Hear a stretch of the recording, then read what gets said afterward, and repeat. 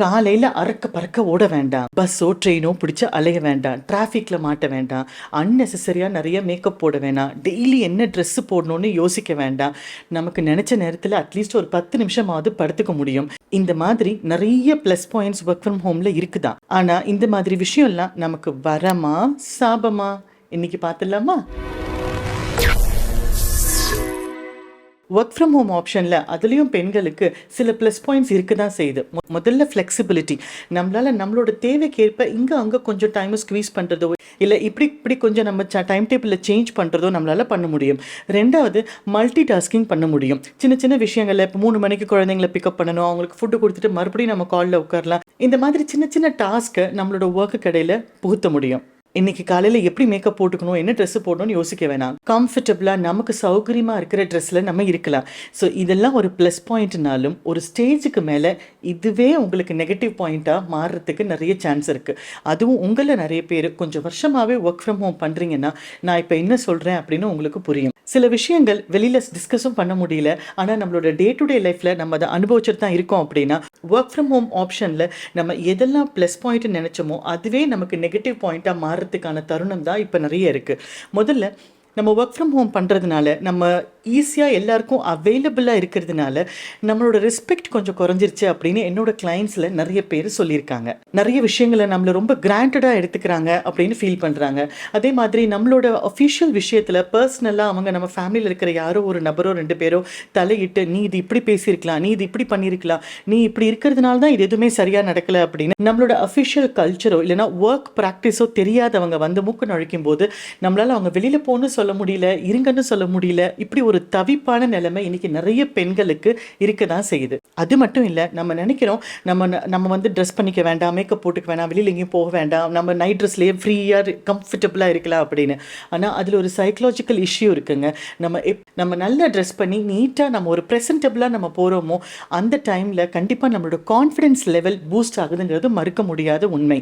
நம்மளுடைய கான்ஃபிடென்ஸ் லெவலுக்கும் நம்மளோட ஃபிசிக்கல் அப்பீரன்ஸுக்கும் ஒரு பெரிய தொடர்பு இருக்குது. ஓவரா மேக்கப் போட்டு பயங்கர ஸ்டைலிஷாக போகணுங்கிறது இல்லைங்க. ப்ரெசன்டபுளாக இருந்தாலே போதும், நம்மளோட கான்ஃபிடென்ஸ் லெவல் அதிகரிக்கிறத உங்களால் பார்க்க முடியும். ஏன்னா ப்ராப்பராக ஒர்க் க்ளோத்ஸ் நம்ம போட்டுக்காத போது நம்மளோட மைண்டில் ஒரு லெத்தார்ஜி செட் ஆகிறத நம்மளாலேயே உணர முடியும். இந்த மாதிரி நமக்கு கிடைக்க வேண்டிய ரெஸ்பெக்டோ அங்கீகாரமோ இல்லை அன்போ இல்லை நம்மளோட கான்ஃபிடென்ஸை செதுக்கிற மாதிரி நடக்கிற சில விஷயங்களோ நம்ம நிறைய விஷயங்களை விட்னஸ் பண்ணுறதுனால டிராஸ்டிக்காக குறையறதுக்கு நிறைய சான்ஸ் இருக்குது. இது மட்டும் இல்லை, இன்னொரு சீக்ரெட் என்ன தெரியுமா? நம்ம ஆஃபீஸ்க்கு போகிறோம் அப்படின்னா அட்லீஸ்ட் ஒரு 10 நிமிஷமாவது நம்ம கூட இருக்கிற கலீக்ஸாவது நம்மளை கண்டிப்பாக கூட்டிகிட்டு போய் ஒரு காஃபியோ டீயோ நம்ம ரிலாக்ஸ்டாக இருந்து சாப்பிட்டுட்டு வரலாம். ஆனால் வீட்டில் நம்ம தான் எல்லாருக்கும் நம்ம காஃபி டீ எல்லாம் போட்டு கொடுக்கணும், லஞ்ச் ரெடி பண்ணணும், எல்லாம் ரெடி பண்ணணும்.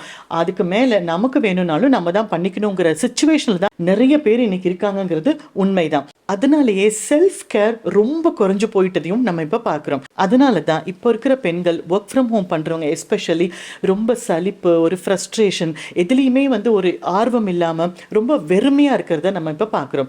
ஸோ இதை நம்ம எப்படி இன்னும் கொஞ்சம் பெட்டராக டீல் பண்ண முடியும்? இப்போ ஒர்க் ஃப்ரம் ஹோம் தான் உங்களுடைய வசதிக்கு உங்களுடைய லைஃப் ஸ்டைலுக்கு சூட் ஆயிருக்கு. உங்களால் உங்கள் குழந்தைங்களை பார்த்துக்க முடியுது, வீட்டில் இருக்கிற பெரியவங்களை பார்த்துக்க முடியுது, உங்கள் பேஷனை கூட கண்டினியூ பண்ண முடியுது. அப்படின்னா இந்த ஒர்க் ஃப்ரம் ஹோம் ஆப்ஷனை வரமாக மட்டுமே நம்ம பார்க்குறதுக்கு நம்ம என்ன பண்ணணும் அப்படின்னா, முதல்ல ரெஸ்பெக்ட் யுவர் செல்ஃப். கண்டிப்பாக அது ஒர்க் ஃப்ரம் ஹோம் ஆப்ஷனாக இருந்தாலும் சரி, வீடியோ கால்ஸ் எதுவும் இல்லாத சுச்சுவேஷனாக இருந்தாலும் சரி, நீட்டாக ப்ரெசன்டபுளான ஒரு க்ளோதிங்கும் ஒரு மினிமல் ஒரு ஃப்ரெஷ்ஷாக இருக்கிற மாதிரியான ஒரு மேக்கப்பும் போட்டுக்கிறது ரொம்ப அவசியம். நீங்கள் வீட்டிலேயே இருந்தால் கூட இதில் கண்டிப்பாக உங்களோட கான்ஃபிடென்ஸ் லெவல் பூஸ்ட் ஆகிறதையும் நீங்களே பார்க்குறதுக்கு ரொம்ப ப்ரெசன்டபுளாக இருக்கீங்கன்னு நினைக்கிறதும் உங்களுக்கு ஒரு மன தைரியத்தையும் அதில் நம்ம பண்ணுற வேலையில் ஒரு இன்ட்ரெஸ்ட்டையும் அதிகரிக்க ரொம்ப ஹெல்ப் பண்ணும். நம்மளை ரெஸ்பெக்ட் பண்ணாதானங்க மெதுவாக அடுத்தவங்களும் நம்மளை ரெஸ்பெக்ட் பண்ணுவாங்க.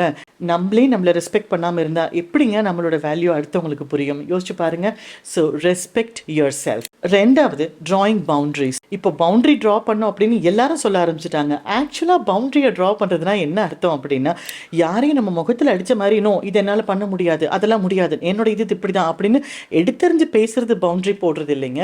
நம்மளோட செல்ஃப் ரெஸ்பெக்டையும் நம்மளோட செல்ஃப் லவ்வையும் செல்ஃப் கேரையும் ப்ரொடெக்ட் பண்ணுறதுக்காக சில நேரங்களில் நோன்னு தன்மையாக சொல்கிறது கூட பவுண்டரி செட் பண்ணுறது தான்.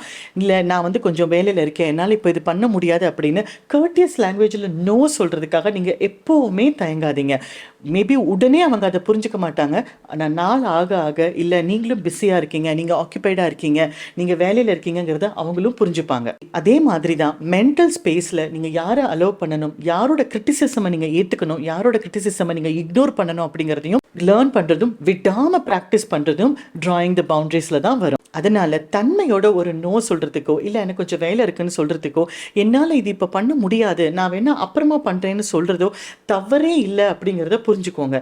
நாள் ஆக ஆக உங்களுக்கு உண்டான அந்த மரியாதையும் அங்கீகாரமும் கண்டிப்பாக கிடைக்கும். மூணாவது, பர்ஃபெக்ஷன் மித். நம்மள நிறைய பேர் நினச்சிட்டு இருக்கோம் நான் எடுத்த வேலையை பர்ஃபெக்டாக பண்ணணும், இல்லைன்னா நான் பண்ணவே மாட்டேன், அப்படி இல்லைன்னா இன்றைக்கி நான் பண்ண வேலையை பின்னாடி வர்றவங்க வந்து குறை சொல்லக்கூடாது, அந்த மாதிரி பண்ணுறது தான் நல்ல வேலை அப்படின்னு இந்த மாதிரி ஐடியாஸ்லாம் யார் எங்கே தொடங்கினாங்கன்னு தெரியலைங்க. ஆனால் இது எல்லாமே ஒரு பொய் தான். ஏன்னா யாராலையுமே பர்ஃபெக்டாக எப்பயுமே இருக்க முடியாது. கண்டிப்பாக நம்ம பண்ணுற வேலையில் நாளைக்கு நம்மளே ஒரு தேர்ட் ஆங்கிள்லேருந்து பார்க்கும்போது இன்னொரு பெட்டர் பெர்ஸ்பெக்டிவ் நமக்கு கிடைக்கும். அதனால் இம்ப்ரூவைசிங் அப்படிங்கிறதோ இல்லை இம்ப்ரூவ்மெண்ட் அப்படிங்கிறதோ இல்லை பெட்டர்மெண்ட் அப்படிங்கிறதோ கண்டிப்பாக நாளுக்கு நாள் நமக்கே தெரியும். அப்போ நமக்கு பின்னாடி வரவங்க ஏதாவது சொல்கிறாங்கன்னா அது குறையாக எடுத்துக்காமல் நம்ம அதை ஒரு பாசிட்டிவ் அவுட்லுக்கோடு எடுக்க முடியுமான்னு பார்க்கலாம். இல்லை அதுக்கும் மேலே அந்த நபர் நம்மளை குற்றம் சொல்கிறதுக்காக மட்டும்தான் சொல்கிறாங்கன்னா நம்ம என்ன பண்ணணும், அவங்களே இக்னோர் பண்ணிடணும். அதனால் பர்ஃபெக்ஷன் இஸ் அ மித் அப்படிங்கிறத புரிஞ்சுக்கோங்க. உங்களால் எல்லா ரோல்ஸ்லையுமே பர்ஃபெக்டாக இந்த அட்வர்டைஸ்மெண்ட்டில் காமிக்கிற மாதிரிலாம் இருக்க முடியாது. சில நேரங்களில் சில தவறுகள் நடக்கும். சில நேரங்களில் நீங்கள் பேமெண்ட் டேட் மிஸ் பண்ணிடுவீங்க, இல்லை சாம்பாரில் உப்பு ஜாஸ்தி ஆகிடும், இல்லைன்னா குழந்தைங்களோட நோட் புக் உள்ளே வைக்க மறந்துடுவீங்க. ஆனால் இது எல்லாமே ஓகே தான். யாருமே பர்ஃபெக்டாக எதுவுமே பண்ண முடியாது. நம்மளால் முடிஞ்ச வரைக்கும் பெஸ்ட்டாக பண்ணலாம், அவ்வளோதான் முடியும். அதனால் பர்ஃபெக்ஷன் அப்படிங்கிற ஒரு மிராஜை நோக்கி ஓட வேண்டாம். சின்ன சின்ன தவறுகள் நடந்தால் உங்களையும் நீங்கள் மன்னிச்சுக்கோங்க, மற்றவங்களும் அப்போ ஈஸியாக அதை அண்டர்ஸ்டாண்ட் பண்ணிப்பாங்க. நாலாவது, இன்னொருத்தவங்க கிட்டே நம்ம உதவி வாங்குறத ஒரு பெரிய வீக்னஸாகவே நமக்கு சொல்லி பழக்கிட்டாங்க. ஆனால் உண்மையிலேயே சரியான நேரத்தில் சரியான நபர்கிட்டேருந்து சரியான விகிதத்தில் நம்ம உதவி எடுத்துக்கிறது நமக்கு ரொம்ப ஹெல்ப்ஃபுல்லாக இருக்கும். நம்மளுடைய வளர்ச்சிக்கும் நிம்மதிக்கும் பயங்கர ஹெல்ப்ஃபுல்லாக இருக்கும். அதனால் எந்த நேரத்தில் யார்கிட்டேருந்து சரியான உதவி எடுத்துக்கணும் அப்படிங்கிறதுல கிளாரிட்டி உங்களுக்கு இருந்தது அப்படின்னா, அந்த உதவியை எடுத்துக்கிறதுக்கு உங்களுக்கு தைரியமும் இருக்குன்னா கண்டிப்பாக உங்களோட ஸ்ட்ரெஸ் லெவல் குறையிறத உங்களால் பார்க்க முடியும். அஞ்சாவது, ரொம்ப சுலபமாக பெண்களை வீக்காக ஃபீல் பண்ணுற விஷயம் என்ன தெரியுமா? இமோஷனலாக சென்டிமெண்டலாக பேசி ஏதாவது ஒரு விஷயத்தை பற்றி சொல்லி உங்களை கில்ட்டியாக ஃபீல் பண்ண வைக்கிறது தான். நீ இருந்திருந்தா இது நடந்திருக்காது, உன்னால தான் இப்படி ஆச்சு, நீ வந்து ஏதோ என்னமோ வேலை பண்ணுறேன்னு சொல்லி கதவை சாத்தினதால தான் இந்த மாதிரி ஆயிடுச்சு. அதுலலாம் எந்த உண்மையும் இல்லைங்க. 24/7 வீட்டிலேயே இருந்தால் கூட இந்த வார்த்தைகளில் இந்த ஸ்டேட்மெண்ட்ஸில் ஜட்ஜ்மெண்ட்ஸ்லாம் 1% கூட உண்மை கிடையாது. நீங்கள் கில்ட்டியாக ஃபீல் பண்ணோம் அப்படிங்கிறதுக்காக மட்டுமே சொல்கிறவங்கள தயவு செஞ்சு என்கரேஜ் பண்ணாதீங்க. உங்களால் அவங்கள எதிர்த்து பேச முடியலனாலோ இல்லை உங்களால் அவங்கக்கிட்ட மெச்சூர்டாக பேச முடியல, இமோஷ்னலாக ஸ்டேபிளாக பேச முடியல, எனக்கு அது ரொம்ப கஷ்டமாக இருக்குன்னா அந்த இடத்த விட்டு ஏதாவது ஒரு காரணம் சொல்லி நகர்ந்து போயிடுங்க. நான் பேசினாலே நீ நகர்ந்து போயிடுன்னு சொன்னால் பேசாமல் பாத்ரூமுக்கு போயிடுங்க, அவ்வளோதான். அங்கே நின்று நீங்கள் பதில் சொல்லும்போது நீங்கள் தான் மறுபடியும் மனசு உடஞ்சி போகிறீங்கிறத புரிஞ்சுக்கோங்க. தயவு செஞ்சு ஒரு விஷயம் புரிஞ்சுக்கோங்க. நீங்கள் ஒர்க் ஃப்ரம் ஹோம் பண்ணுறீங்க அப்படின்னா வீட்டு வேலைகளையும் பார்த்துட்டு ஆஃபீஸில் இருக்கிற திங்ஸையும் பார்த்துட்டு குழந்தைங்களையும் பார்த்துட்டு பெரியவங்களையும் பார்த்துட்டு எல்லாம் பண்ணுறீங்க அப்படின்னா தட்ஸ் ரியலி அடோரபிள். எல்லாராலையும் இந்த மாதிரி பண்ண முடியாது. அதனால் முதல்ல நீங்கள் உங்களுக்கே ஒரு ஹேட்ஸ் ஆஃப் சொல்லிக்கோங்க. நீங்கள் எந்த விஷயத்துக்காகவும் கில்ட்டியாக ஃபீல் பண்ணணும்னு அவசியம் இல்லை. தவறுகள் எல்லா இடத்துலையும் நடக்கட்டும். நெக்ஸ்ட் டைம் நடக்காமல் எப்படி அவாய்ட் பண்ணணும்னு யோசிக்கலாம். ஆனால் அதையே நம்ம யோசிச்சுட்டு இருக்கிறது நமக்கு எந்த விதத்துலையும் உதவிகரமாக இருக்க போகிறது இல்லை. அதனால் எந்தெந்த விஷயங்கள் எல்லாம் உங்கள் மனசில் கில்ட்டியாக எடுத்துக்க வேண்டிய அவசியம் இல்லையோ அதெல்லாம் தயவு செஞ்சு கையோட தள்ளி விட்டுருங்க. இப்போ நம்ம டிஸ்கஸ் பண்ண இந்த 5 ஸ்டேட்மெண்ட்ஸையும் ஒரு பேப்பரில் எழுதி நீங்கள் எங்கே உட்காந்து ஒர்க் பண்ணுறீங்களோ அந்த இடத்துல ஒட்டி வச்சுக்கோங்க.